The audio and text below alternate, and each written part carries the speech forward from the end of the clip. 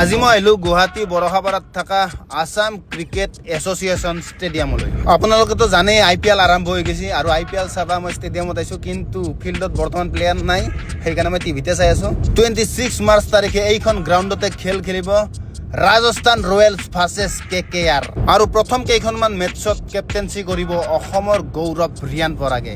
Rajasthan Royals are back in Guwahati. Finally সময় আহি গৈছে গোটেই গুৱাহাটীখন পিং কৰাৰ, আৰু শুনা মতে বলিউড চেলিব্ৰিটিও বোলে পাৰফৰ্ম কৰাৰ কাৰণে গুৱাহাটী আহিব। বুক মাই শ্ব'ত গৈ আপোনালোকে এতিয়াই টিকট বুক কৰক, অথবা আস্থা একাডেমি নহ'লে চিটি চেণ্টাৰ মলত গ'লেও আপোনালোকে টিকট পাই যাব। টিকটৰ সংখ্যা একদমেই সীমিত, সোনকালে টিকট বুক কৰক। আৰু এইকেইটা কেমেৰা দেখছি না, এইকেইটা হ'ল মানে ষ্টাম্পিং কৰিলে যে চাই এই কেমেৰাটো দিয়ে চাই, তো চাৰিওফালে কেমেৰা লাগি আছে আৰু এইখন ষ্টেজতে পাৰফৰ্ম হ'ব।